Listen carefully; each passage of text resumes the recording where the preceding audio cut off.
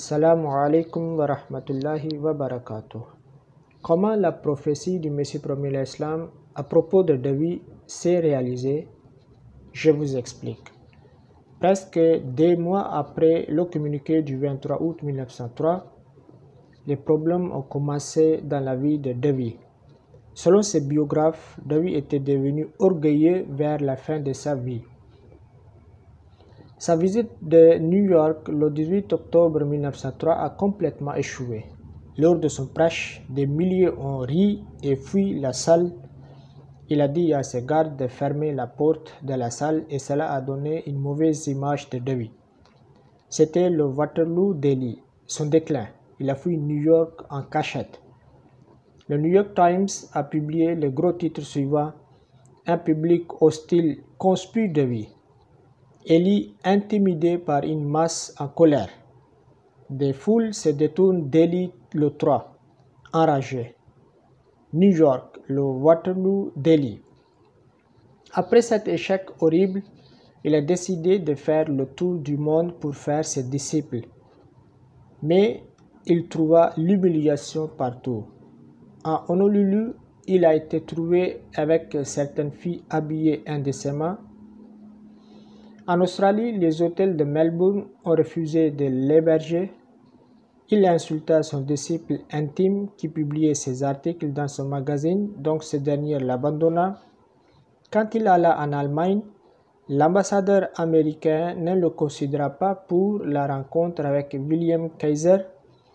Quand il alla au Royaume-Uni, il fut maltraité, personne ne l'écoutait et il abandonna l'Angleterre. Il décida de retourner en Amérique.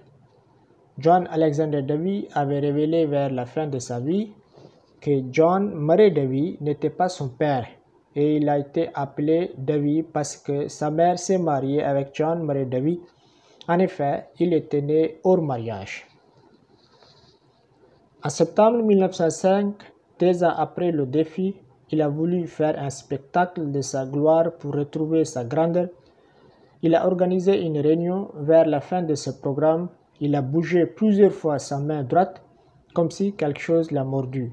L'assemblée l'observa bizarrement, il s'évanouit brusquement et tomba à cause de la paralysie. Le décembre de la même année, il a eu une deuxième attaque de paralysie et il est devenu handicapé. L'excellente santé dont il jouissait et se vantait s'amenuisait, donc il a nommé Wilbur Glenn Voliva surveillant général de la ville de Zion. David, Anointed of the Lord, page 370 à 372. Il tomba lui-même malade et ne put se guérir alors qu'il proclamait de guérir les gens par ses prières sans avoir recours à la médecine. Les pieds avec lesquels il voulait piétiner les musulmans ont été paralysés. Les langues qu'il utilisait contre l'islam n'avaient plus de la force. Les gens de Zion tournèrent contre lui et soupçonnèrent à propos de l'argent qu'il leur prélevait. Il faisait le tour du monde avec sa famille. Il vivait dans une maison magnifique à 3 étages. Il louait les hôtels les plus chers lors de voyages. Il percevait toujours 10% des revenus des zionistes. Les disciples riches lui donnaient régulièrement les grosses sommes.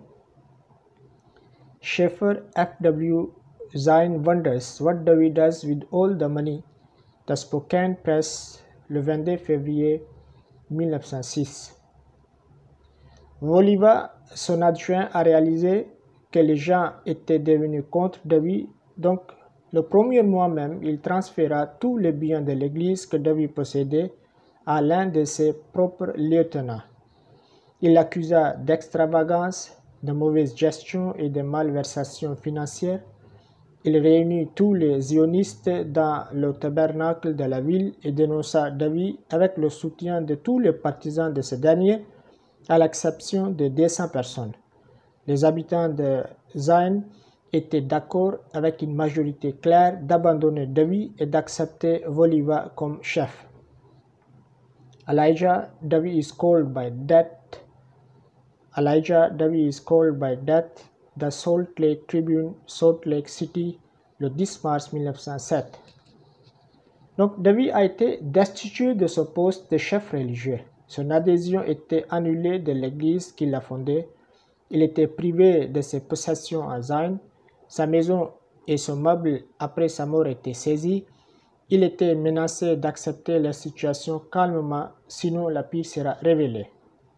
Ce partisan découvrit son fort penchant pour l'alcool tandis qu'il prêchait contre cette boisson.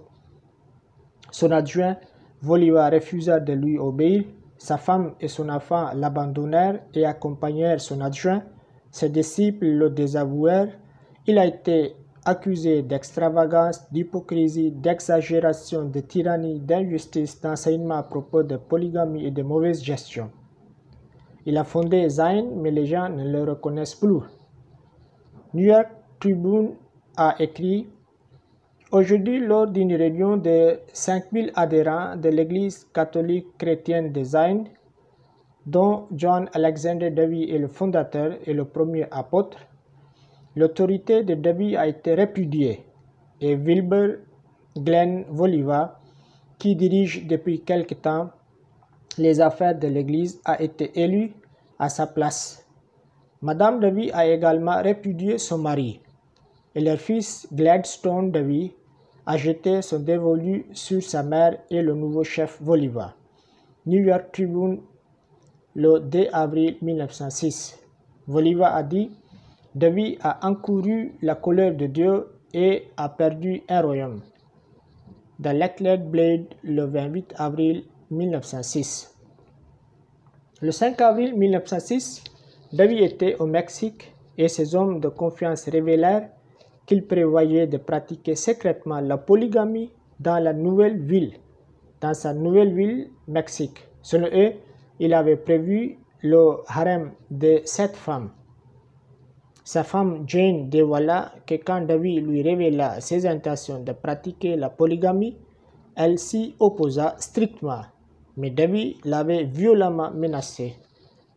David planned harem of 7 new wives. The New York Times, le 6 avril 1906. Selon eux, il avait déjà choisi les plus belles femmes de Zayn pour être ses épouses.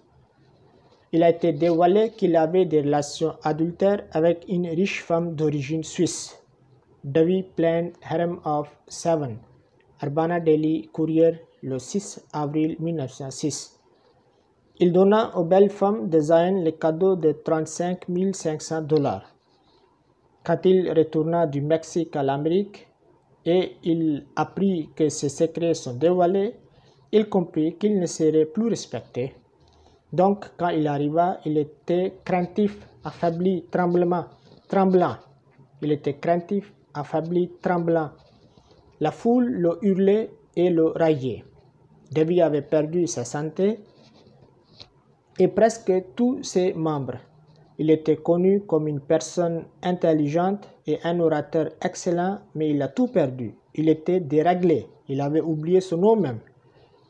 The Brisbane Courier, le 28 janvier 1907, David's Madness. Il possédait la ville, la banque de la ville, ses usines, ses écoles, ses marchés, l'église qui avait les branches en Australie, France, Allemagne et Suisse. Il a perdu l'argent, l'honneur, les disciples, la famille, le pouvoir. Il a également perdu sa bataille judiciaire pour récupérer sa ville Zayn. David vivait misérablement depuis le décembre 1905. Les docteurs déclarèrent que ses jours sont comptés et qu'il peut mourir à tout instant. The Washington Times, le 18 décembre 1905. David near death lays down power.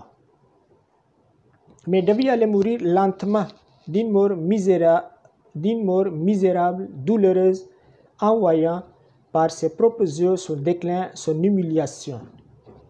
Chicago Evening News a publié cette élégie de David. Il a bâti une religion, il en a été excommunié. Il a bâti une ville, il en a été expulsé. Il a amassé une fortune, il est mort dans la pauvreté. Il éleva Voliva, Voliva l'a ruiné. Il attira des milliers de dévoués fidèles. Il est mort abandonné de tous sauf d'une poignée. Chicago Evening News, le 9 mars 1907. Et tout cela était la manifestation de la prophétie faite par le Messie promis à l'Islam, dont le commencement était le septembre 1902. Quand sa mort s'approchait, Dieu lui révéla d'autres révélations à ce sujet. Le 9 février 1907, Dieu a révélé Al-Eid al-Akhar Tanalu Minhu Fathan Azima. Il y a une autre fête au cours de laquelle tu remporteras une grande victoire. Le Trésor spirituel, volume 22, Hakikatul Wahi, page 510. Le 20 février 1907, Dieu a révélé मैं एक ताज़ा निशान जाहिर करूँगा जिसमें फ़तह अजीम होगी। वो आम दुनिया के लिए एक निशान होगा और खुदा के हाथों से और आसमान से होगा। Je manifesterai un nouveau signe augurant une grande victoire, un signe pour le monde entier et accompli par les mains de Dieu du ciel. Le Trésor spirituel, volume 20, page 418, Qadian ke Arya और हम. Le 7 mars 1907, il a eu les révélations suivantes. Inni na'aitu inna Allah ma'as-sadiqin ya'tuna bina'shihi malfoufan. Je t'annonce la nouvelle de la mort d'un imposteur. Certainement Allah est avec les véridiques. Ils apporteront son corps enveloppé dans un linceul.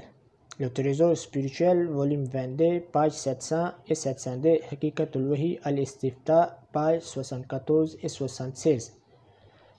Finalement, à la lumière de la prophétie du Messie promis à l'Islam, David mourut le 9 mars 1907 à 7h40 dans sa maison à Zayn. Au moment de sa mort, il n'avait qu'un seul ami à côté de lui et des serviteurs. Il voulait être enterré dans un mausolée, mais cela n'a pas été réalisé. Son fils a décidé de ne pas écrire le nom David sur sa pierre tombale. C'était écrit juste John Alexander, 1847 à 1907.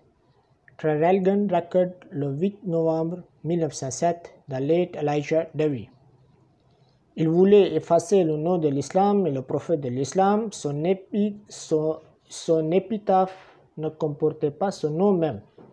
Il croyait à ses prières, mais il n'a pas eu le courage à accepter le défi. Plutôt, il était mort par la prière du vrai Messie, qui lança les sagettes de ses prières depuis l'Inde et donna la mort à celui qui se trouvait en Amérique.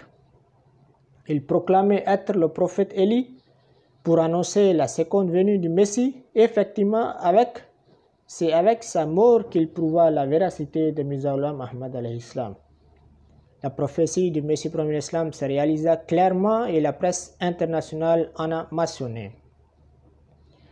The Truth Seeker, sous le titre La guerre des prophètes, a écrit: David déclara Mohammed le plus grand imposteur.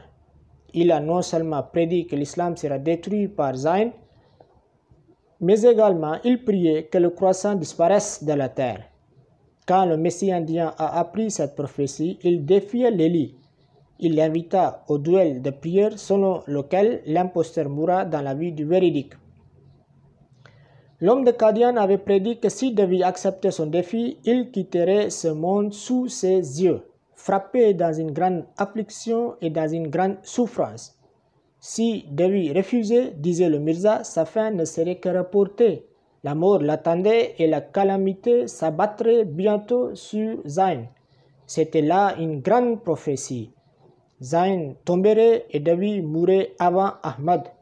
Zayn tomberait et David mourrait avant Ahmad. C'était risqué pour le Messie promis de défier le nouvel Élie à une épreuve d'endurance car le challenger était 15 ans plus âgé et les probabilités étaient contre le survivant dans un pays frappé de fléaux et de fanatiques. Or, il a gagné. The Truth Seeker, New York, le 15 juin 1907. The Boston Herald a écrit: Grand est Mirza Ghulam Ahmad, le Messie. Il a prédit la fin pathétique de David. Il prophétise l'avènement de la peste, d'inondations et de tremblements de terre. David décéda, ses amis s'étant écartés de lui, sa richesse diminua, il souffrit de paralysie et de folie, il connut une mort misérable et la ville de Zayn déchirée par des dissensions internes. Mirza s'est prononcé franchement et déclare qu'il a gagné son défi.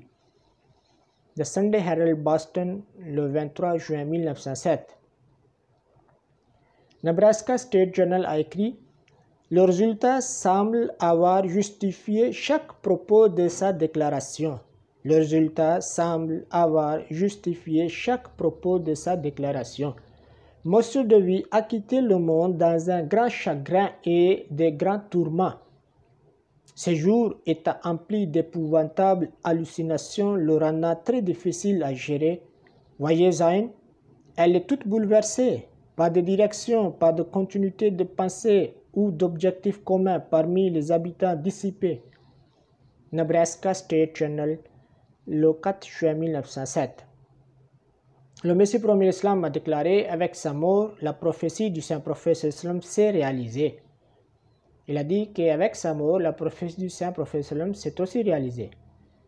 Il dit « Est-ce qu'il y a un miracle plus grand que cela?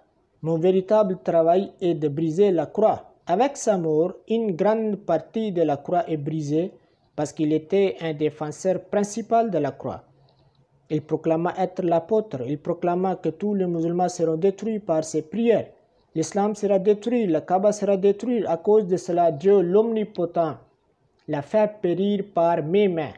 Je crois également que la prophétie à propos de l'abattage du porc est aussi réalisée par sa mort. Qui peut être plus dangereux que celui qui proclame l'apostolat frauduleusement et touche à l'impureté des mensonges comme le porc? Il dit qu'il a 100 000 disciples riches. En effet, les imposteurs musulmans et Aswad Ansi ne valaient rien devant David. Les deux n'étaient pas populaires comme David, ni possédaient des richesses comme David. Donc je peux jurer au nom de Dieu qu'il était le même porc dont la mort par le Messie promis était prophétisée par le Saint-Prophète sallallahu alayhi wa sallam. Le trésor spirituel, volume 22, Hakikatul Wahi, page 513. Wa akhiru da'wana anil hamdulillahi rabbil alamin.